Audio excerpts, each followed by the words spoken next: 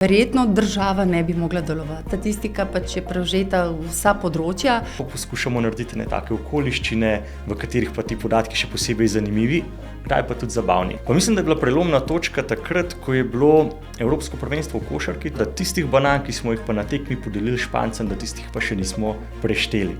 Vladni podcast GoSee. Dober dan, spoštovane gledalke in gledalci, poslušalke in poslušalci. Dobrodošli v 16. epizodi vladnega podcasta GoSee v produkciji Urada Vlade Republike Slovenije za komuniciranje. Z vami sem Petra Bezjak-Cirman in vas vabim, da spremljate naše podcaste na vseh platformah, kjer jih lahko poslušate. Danes se bomo podali v zanimiv svet statistike, v znanost, ki stoji za podatki, grafi in analizo, a v resnici oblikuje način, kako razumemo svet okoli sebe. Na prvi pogled gre morda za suhoparna števila in grafe, a v resnici je statistika orodje, ki nam pomaga razumeti vzorce, preveriti resnice in sprejemati boljše odločitve. Skupaj bomo raziskali, kako podatki oblikujejo naš vsakdan. Z nami sta danes izjemna gosta, dokaz, da statistika nikakor ni dolgočasna. Generalna direktorica Statističnega urada Republike Slovenije, Apolonija Oblak-Flander. Dober dan. Pozdravljeni. In vodja sektorja za objavljanje podatkov in komuniciranje Martin Bajželj. Pozdravljen.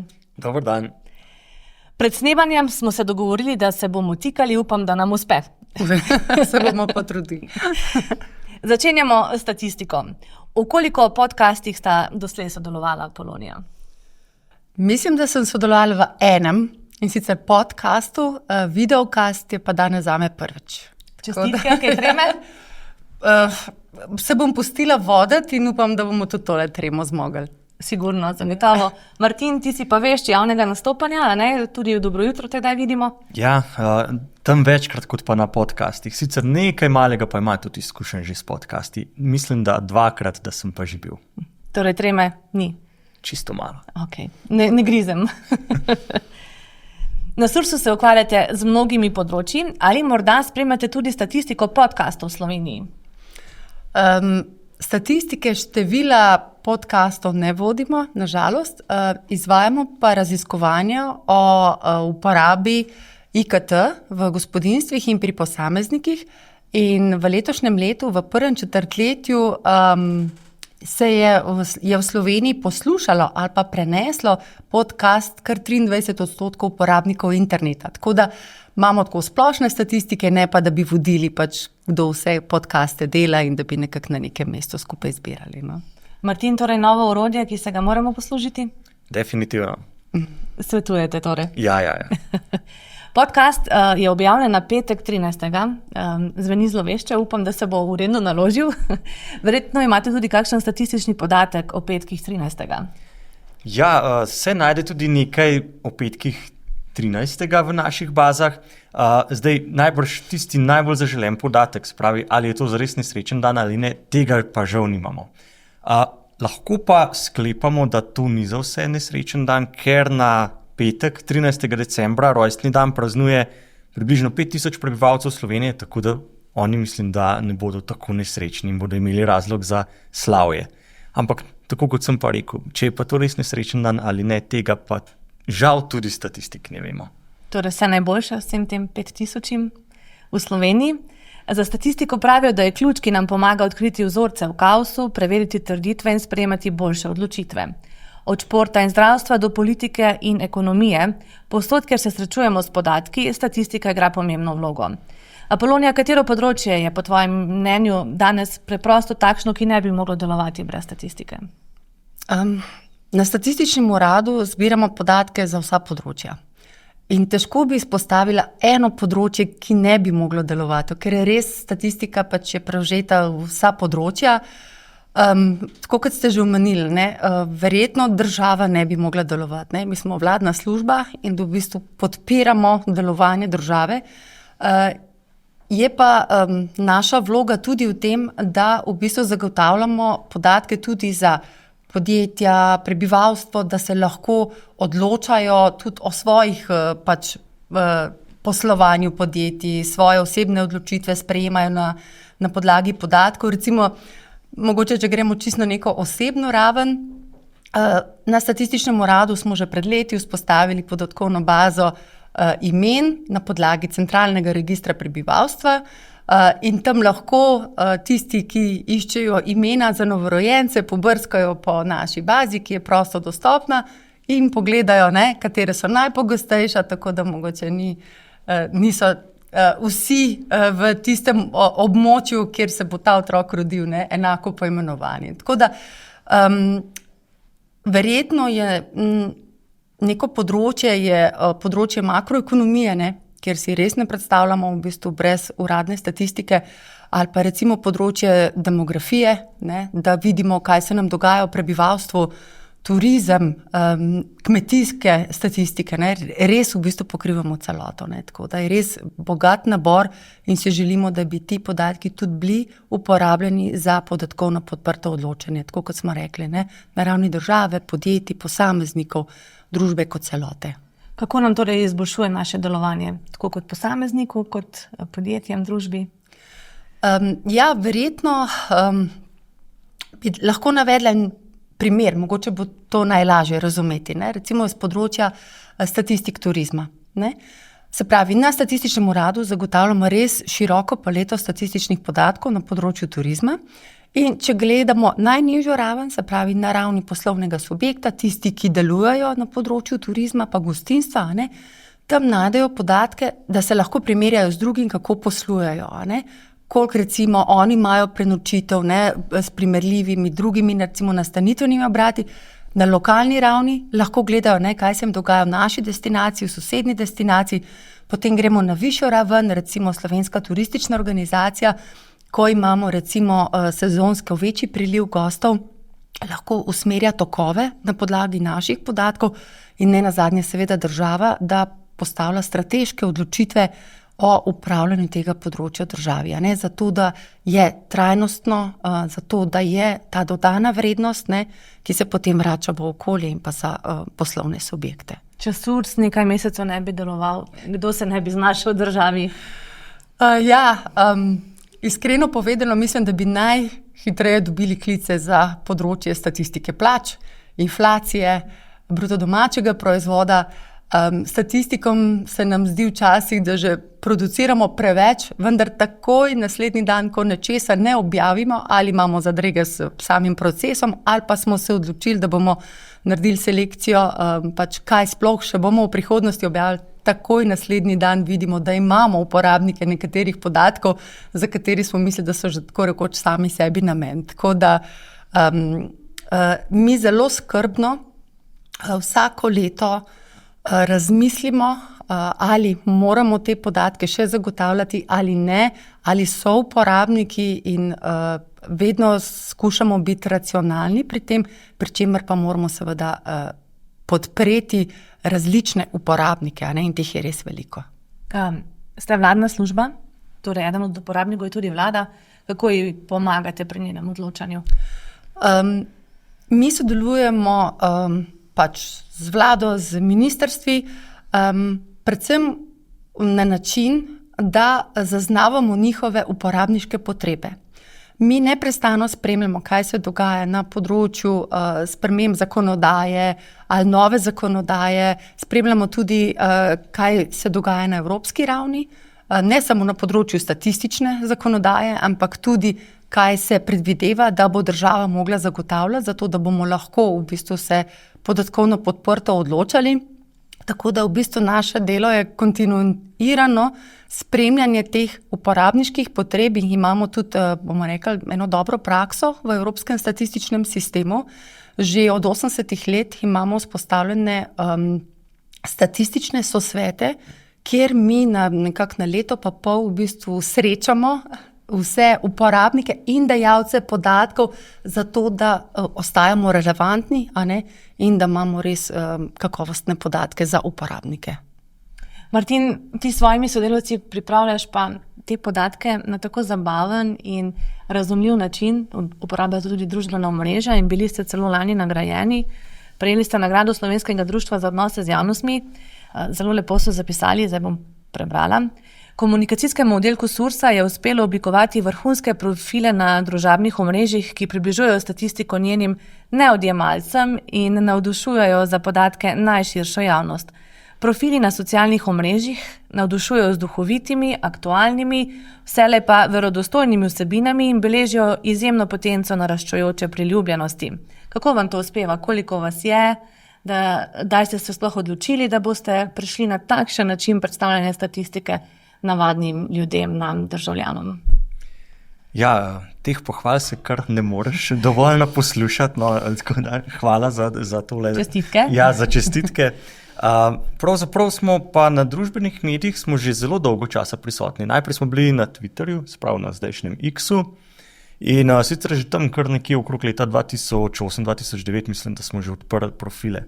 Ampak takrat smo nekako, to je bil prvi korak, potem ta naš način komunikacije, ki smo ga res spremenili in je zdaj ratal naš prepoznavni znak v zadnjih 10 letih, pa mislim, da je bila prelomna točka takrat, ko je bilo Evropsko prvenstvo v košarki tukaj v Sloveniji in takrat je bilo čisto nekako na hodniku med pisarnami, med vrati prišlo do ene take šale na račun tega, kako smo mi premagali Špance, pač v košarki seveda, in smo res zelo boječe takrat, a bi probali, a bodo to ljudje sprejeli, in smo potem napisali, kakšen je bil izvoz banan iz Slovenije v Španijo in celo nekaj se jih je celo najdel, da smo jih res izvozili v Španijo. In zraven smo pa še napisali, da tistih banan, ki smo jih pa na tekmi podelili Špancem, da tistih pa še nismo prešteli. In takrat je bil to res, odziv je bil zelo, zelo dober, tako nihče ni pričakoval od ene tako resne inštitucije, da se zna tako mečkam pohecati, tako da smo potem videli, da to bi pa znal biti en model našega delovanja na družbenih medijih tudi v prihodnje. In potem ves čas lovimo nekako to ravnotežje, se pravi, da podatke res ohranjamo in jih predstavljamo na objektiven način, zraven pa poskušamo narediti ne take okoliščine, v katerih pa ti podatki še posebej zanimivi, kdaj pa tudi zabavni izpadajo. Dobro vedeti, da brainstorming na hodniku deluje. Deluje zelo dobro. Kako pomembno pa je, da statistiko približate na ta način tistim, ki se ne poslužujejo takšnih pomembnejših podatkov, kot je BDP, ampak jih zanimajo bolj preproste zadeve? Ja, za nas je to zelo pomembno. Na eni strani imamo seveda te uporabnike statistike, ki res potrebujejo podatke za svoje delo in jih tudi dnevno uporabljajo ali pa vsaj tedensko. Obstaja pa seveda velik del prebivalcev, ki pa ne potrebujejo neposredno ves čas statističnih podatkov. In njim smo tudi želeli to približati. Se pravi, najprej, da spoznajo to našo količino in raznovrstnost podatkov, da se lahko obrnejo na nas, kadarkoli potrebujejo neko informacijo. Za nas je pa to seveda tudi pomembno, ker ne samo, da mi na tej strani dajemo podatke prebivalcem Slovenije, ampak jih tudi zbiramo. In tukaj je pomembno, da smo prepoznavni, da takrat, ko mi potrkamo na vrata ali pa pozvonimo na telefon, pač v gospodinjstva ali pa tudi v podjetja, da nas prepoznajo in da vejo, da je sodelovanje v naših raziskovanjih koristno potem za celotno družbo in da šele iz tega mi potem lahko naredimo te podatke, ki so tako široko uporabljeni. Nekaj smo jih mi s ekipo pregledali na Instagramu, čeprav ste tudi na X-u začeli, a ne? Recimo, imate objavljene podatke o povprečni ceni tradicionalnega slovenskega zajtrka in sicer kilogram medu stane 9,42 evra. Imate pa tudi tradicionalne mesečne statistike in novembrska navaja, da je v Sloveniji 35 slovenskih naselij z 11 prebivalci. Kaj nam povejo ti podatki? Ja, pravzaprav ta koncept mesečni je, da vedno pogledamo okrog te številke, kaj vse lahko najdemo. In seveda november, kjer je 11. mesec, se vse vrti okoli številke 11. In tako je v Sloveniji 35 naselij s točno 11 prebivalci. Kot zanimivost, eno izmed teh naselij se pa imenuje Pijana gora. Martin, je to zaradi Martinovega? Ne, ta je pa kar celo leto Pijana gora, ni samo za ta praznik. Potem smo pa poiskali še kakšne druge zanimivosti, kot so 11-črkovna imena, to so res ta najdaljša, in ti dve imeni, ki sta najpogostejši, sta Maksimilijan, 791 Maksimilijanov živi v Sloveniji, in pa 10 Branislavk. Jih ne poznam, morda vidva? Ne, Branislave, ne, niti Maksimilijana. Nismo še omenili, koliko vas sodeluje pri tem kreativnem procesu. Zdaj, v najožji zasedbi imamo eno upravljavko družbenih omrežij in pa še eno kolegico, ki tudi je praktično ves čas vpeta v ta proces. Potem je pa še malo širša skupina, kjer pregledujemo in oblikujemo te tedenske načrte, kaj bomo objavili na družbenih medijih. In vedno gremo zelo kritično skozi, se pravi, da bo stvar prav razumljena, da ne gremo predaleč, da je zanimivo in aktualno. To pa je nekako ekipa 5-6 ljudi. Odlično. In kje je ta največji odziv? Zdaj tule nam moja ekipa, ki je gledala vaše objave, se sprašuje, a so to podatki v sladoledu ali v tem, koliko Slovencev ima hišne ljubljenčke? Obe ti dve statistiki sta med tistimi pop statistikami, sicer pa pravzaprav je odvisno tudi od samega omrežja. Na Facebooku smo že večkrat spoznali, da so najbolj priljubljeni kakšni pogledi v preteklost. Tam imamo majčkeno starejšo publiko in če objavimo kakšne podatke, kako je bilo pred 50 ali 70 leti, to vzbudi v sledilcih malo nostalgije in dobimo zaradi tega cel kup komentarjev, kako se spomnijo svojih šolskih dni in tako naprej. Sicer pa podatki o imenih in priimkih prebivalcev Slovenije, to je neskončen vir navdiha. Vsekakor pa, tako kot je bil ta prvi primer, če nam uspe naše podatke povezati s kakšnimi uspehi naših športnikov, je to kar recept za uspeh. Super. Še morda to, uporabniki dajo kakšno pobudo, kaj si želijo, da jim prikažete s podatki? Kaj nenavadnega? Ja, tudi. Mi se poskusimo res na vse odzvati, tudi na kakšna bolj nenavadna vprašanja, tudi precenimo, koliko so zares, koliko pričakujejo resen odgovor in koliko mogoče kakšen bolj humoren odgovor. Najbolj mi je v spominu ostalo to, da nas je enkrat ena sledilka spraševala, na koliko zmenkov mora iti oziroma koliko partnerjev mora zamenjati, da bo najdla tistega ta pravega. In? In mi smo ji zelo statistično odgovorili, da ni pomembna samo velikost vzorca, ampak tudi kakovost vzorca. Odličen odgovor. Mislim, da bi lahko bil to citat za vse prihodnje takšne dileme. Kako sploh zbirate podatke? Slišali smo, da jih je veliko, kako pa jih zbirate? To še vedno kličemo na stacionarne telefone, ali to so naše predstave, kako to poteka? Odmik od tega, da smo hodili v gospodinjstva z vprašalniki in s pisalom, da smo poslovnim subjektom pošiljali papirnate vprašalnike, tukaj je bil velik napredek narejen. Tako da zdaj bom rekla, da večina podatkov, ki jih uporabljamo za pripravo naših statistik, dobimo v bistvu iz administrativnih zbirk podatkov. Pri našem delu uporabljamo 201 zbirko trenutno, ki jo prejmemo od 81 dajalcev podatkov. To je ta ogrodje in v Sloveniji so se že v 70 letih usmerili v to administrativno okolje, kjer v bistvu povezujemo te zbirke in omogoča res kvalitetno statistično produkcijo. Seveda pa mi vseh podatkov v teh zbirkah nimamo.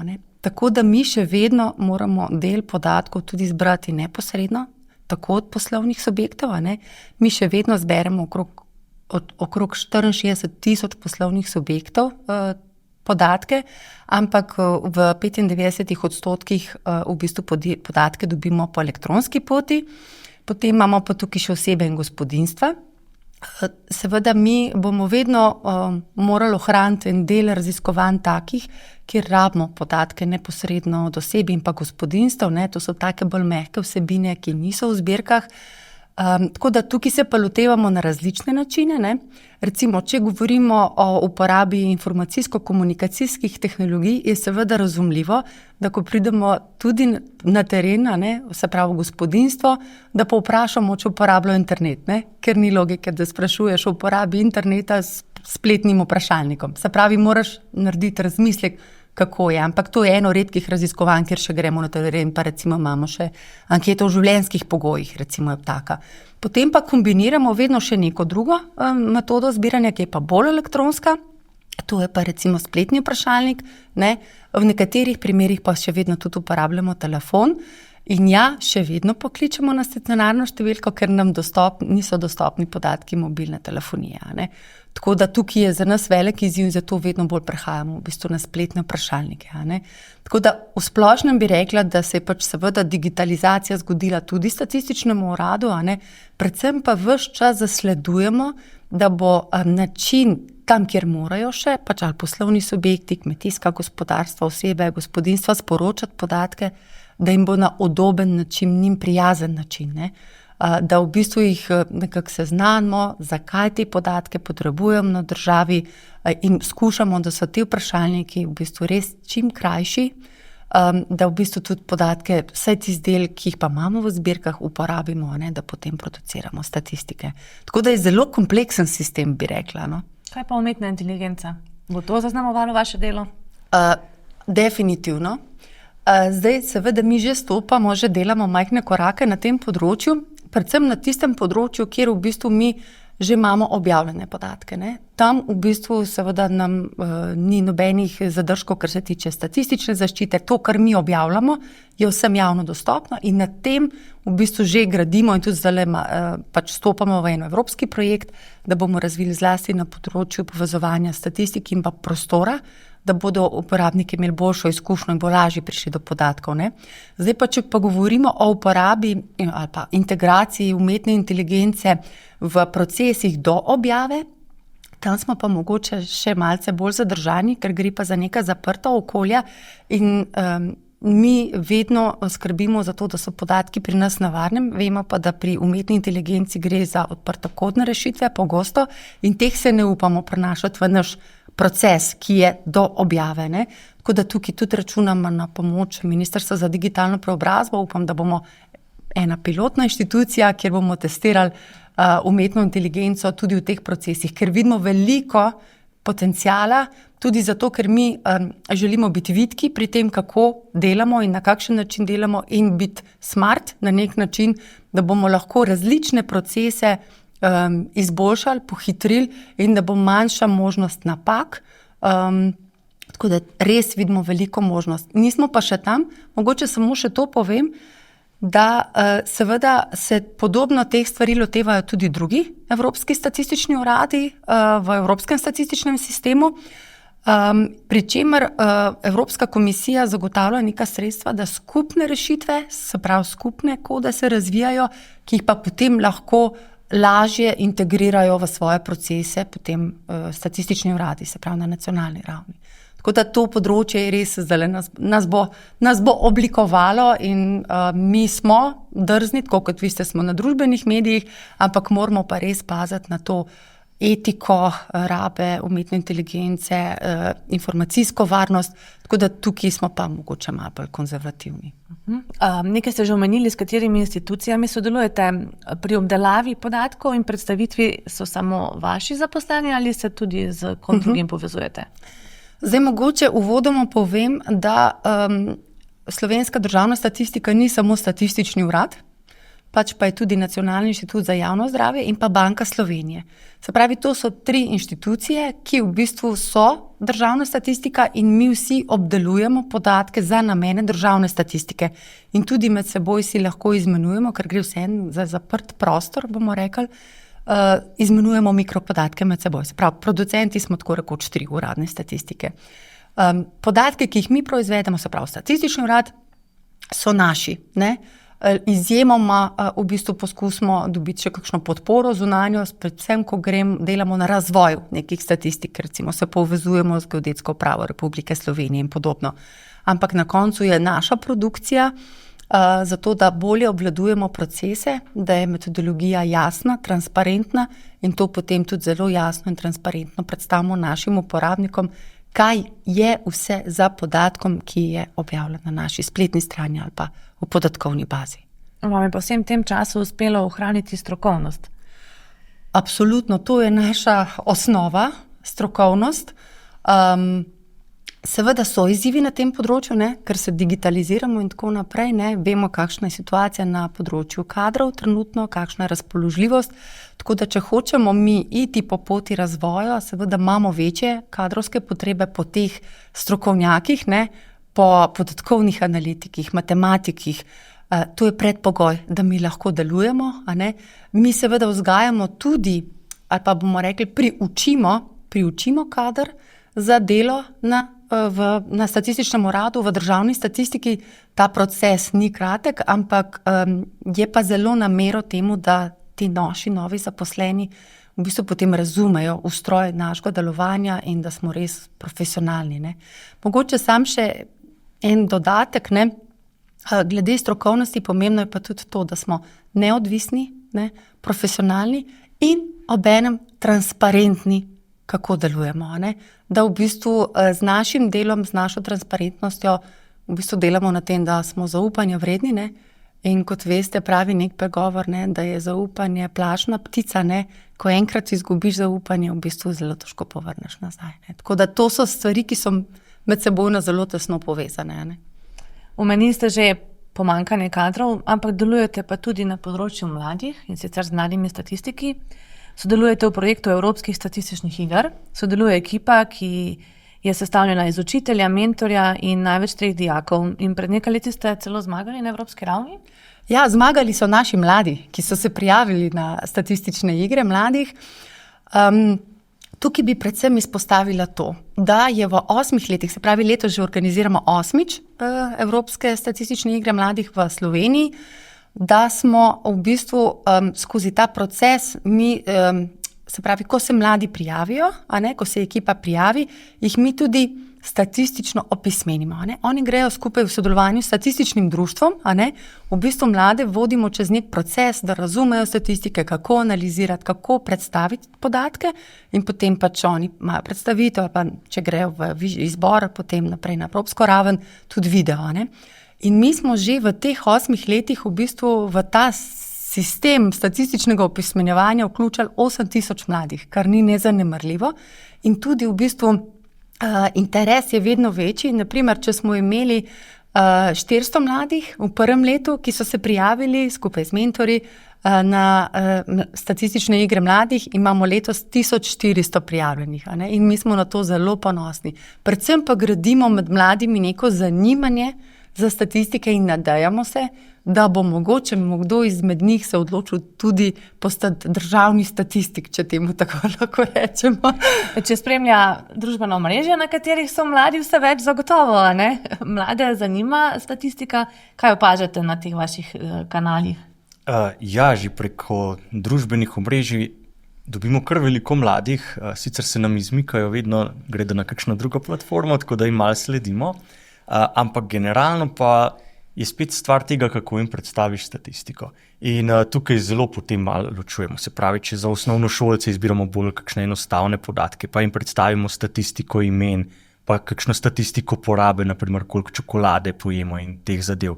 Potem v srednji šoli je že kar preskok, pa imamo evropske statistične igre, zelo veliko pa tudi hodimo na razne fakultete se predstavljati, kjer je pa spet treba poiskati kakšno statistiko, s kateri se oni vsaj malo lahko osebno povežejo, tisto, kar jih zanima. Se pravi, glede izobraževanja, glede tega, kam se naprimer odselijo, ali zaradi študija, ali zaradi dela. Potem zmeraj je zanimivo to, pri katerih letih se v povprečju odselijo od staršev. In? Mislim, da je pozno. Pozno. Blizu 30 let, ampak nismo najslabši tukaj lahko. Mislim, da ni preveč, če povem, da uraden podatek kaže, da na Hrvaškem so pa tisti, kjer se najstarejši odselijo. Je kar razlika kakšnih 10 let v primerjavi s skandinavskimi državami. Tako da, je treba vzbuditi zanimanje pri njih, ampak mislim, da jih potem to vedno bolj zanima in tudi tekom študija potem zares že potrebujejo te podatke za seminarske naloge, za diplomske naloge, magistrske in takrat se pa potem obračajo na nas, da jim tudi pomagamo kakšno tako stvar pripraviti. Zdaj vprašanje za oba. Kje vidite prihodnost statistike v Sloveniji? Mogoče Martin najprej. Ja, statistika, če bo se tako naprej razvijala, kot se je sedaj, mislim, da je prihodnost kar svetla. Opažamo, da se zanimanje statistiko zares povečuje. Verjetno še en tak dodaten pogon je dalo to covidno obdobje, takrat smo vsi gledali številke, vsi smo dnevno spremljali. Tako da se res majčkeno dobilo še dodatnega zagona. Tudi mi opažamo, da ves čas se število naših uporabnikov povečuje, kar nas na eni strani zelo veseli, na drugi strani nas malenkost obremenjuje, ker je treba seveda vse te uporabniške potrebe zadovoljiti, ampak smo zelo zadovoljni s tem, da se naši podatki zares uporabljajo in da delamo nekaj, kar družba dejansko potrebuje. Torej, izzivi statistike? Ja, jaz mogoče to vidim malo širše, ne samo za uporabniške, seveda smo tukaj za uporabnike, ampak državna statistika bo morala biti fleksibilna in pa odporna v smislu, da bomo zasledovali seveda vedno večje uporabniške potrebe po bolj podrobnih, bolj pravočasnih podatkih, po podatkih o novih vsebinah, novih temah, ker se mi kot družba, kot gospodarstvo razvijamo in mi moramo tem potrebam slediti, da pa bomo temu lahko sledili na nek vitek način, se pravi ob skrbni uporabi, bomo rekli, sredstev, ki nam jih država namenja za naše delovanje, a ne, in razbremenjevati poročevalske enote na drugi strani, a ne, bo pa velik izziv za nas navznoter, ne, kako se bomo sposobni prilagoditi, da bomo ob manjšem, bomo rekli, proračunu, kadrih proizvedli več, bolje, da bomo tam, kjer so uporabniki, da jim bomo podatke pač predstavili na način, da bodo za njih informacije, da se bodo lahko odločali. Tako da izzivov je zelo, zelo veliko. Trenutno imamo odlično ekipo, tako da zaupam v njih. Rabimo pa v bistvu ogromno razvojnega dela zdaj postaviti za prihodnost, da bomo odporni. A ne? Tako kot so, ne vem, v 70-ih letih smelo razmišljali o registrski usmeritvi, a ne, moramo v tem 21. stoletju smelo razmišljati, kako bomo mi kot državna statistika odporni in odličen servis uporabnikom podatkov. Zaključujemo decembrsko, praznično, statistično, temu primerno. Ali res največ kupujemo za praznike decembra? Drži. Kaj kaže statistika? Statistika kaže, da decembra za nakupe porabimo več denarja v povprečju kot v preostalih mesecih leta, in sicer v letu 2023 smo decembra v povprečju, v primerjavi z drugimi meseci v 2023 porabili, se je prihodek podjetij povečal za 15%, ne, v prodaji na drobno. Tako da ja, statistika potrjuje, da smo bolj potrošniško naravnani v decembru. Prav je tako, ne, ker vsi pričakujemo darila. Ja. Katera statistična številka je pa zaznamovala letošnje leto? Ja, letos je ta odgovor za nas zelo enostaven, številka 80. Ker smo letos praznovali 80. obletnico od ustanovitve statističnega urada, in to smo tudi s pridom izkoristili spet zato, da predstavimo naše podatke, da predstavimo naše delo in tudi naše sodelavce. In tukaj smo imeli res uspešno kampanjo, tudi v sodelovanju z Valom 202. Smo posneli serijo podcastov z naslovom Statistični urad je narodni zaklad. Pa da ne bi kdo mislil, da smo tako samovšečni, to je pravzaprav povzet komentar ene od naših sledilk na družbenih omrežjih. Čestitke obema in celi ekipi. Imam še nekaj vprašanj, ker grem pa malo že v prihodnost, a ne? Mogoče najprej še za voščila, ali statistika pokaže, katero voščilo je pri nas najbolj priljubljeno? Ne, žal ne, tega res ne spremljamo, ampak po naših izkušnjah, ker tudi s tem poskušamo biti čim bolj inovativni, pri nas najbolj delujejo tiste voščila, ki jih spet uspemo povezati z našimi podatki na nek način. In za letos že imamo nekako kar izdelano idejo in bomo pogledali oziroma povezali ta podatek, koliko gospodinjstev se ogreva s toplotnimi črpalkami. Mimogrede, ta odstotek je 13, ker nas je resno zaskrbelo, kako Božiček vstopa v tiste objekte, ki se grejejo na toplotne črpalke, pa niti ne rabijo dimnika. Ok, to tudi mene skrbi, pa že prej smo imeli petek 13, tako da očitno se naš podcast vrti par 13. Kakšna je statistična verjetnost, da bo leto 2025 odlično? Zdaj, na statističnem uradu se nekako z napovedmi ne ukvarjamo. Lahko pa rečem, da po pregledu nekaterih podatkov, da imamo kar dobro popotnico. In sicer tukaj bi izpostavil dva podatka. Eden je ta, da po zadnjih podatkih je splošno zadovoljstvo z življenjem v Sloveniji na visoki ravni, če se primerjamo z ostalimi državami, članicami Evropske unije. Še posebej pa izstopa zadovoljstvo z medosebnimi odnosi. ki smo jih pa nazadnje ocenili z 8,6 na 10-stopenjski lestvici, kar nas uvršča skupaj z Avstrijo in Malto na prvo mesto med evropskimi državami. Tako da mislim, da to tudi malo razbija ta stereotip o tipično prepirljivih Slovencih in slabih odnosih. Ja, in vsem kaosu in aferah, ki naj bi bile, ne? Pa se očitno vse imamo radi in smo zadovoljni in to verjetno v tem decembrskem času še posebej izpostavimo. Imate morda kakšno sporočilo zdaj ob koncu leta? Ja, jaz bi mogoče zaželela gledalcem, da imajo nadpovprečno leto 2025, sicer bi pa povabila vse gledalce, da pokukajo na našo spletno stran, v našo podatkovno bazo, da mogoče pogledajo na družbenih medijih naše objave, da jih mogoče navdušimo za kakšno stvar. Mi organiziramo tudi dneve odprtih vrat, tako da lepo vabljeno tudi, da prestopijo prag tako zelo uradne državne statistike, ker pravijo, da strah nas je ponovadi tistih stvari, ki jih ne poznamo. In mi smo tukaj odprti, da nas gledalci spoznajo in da podatke, ki jih zagotavljamo, pač uporabijo, ker so tukaj za njih. Ne? Se lahko samo pridružujem temu vabilu. Jaz bom pa zaključila, naj bo 2025 nadpovprečno, odlično. Hvala vsem, da ste bili v letu 2024 z nami. Se vidimo spet prihodnje leto. Vesele božične in novoletne praznike.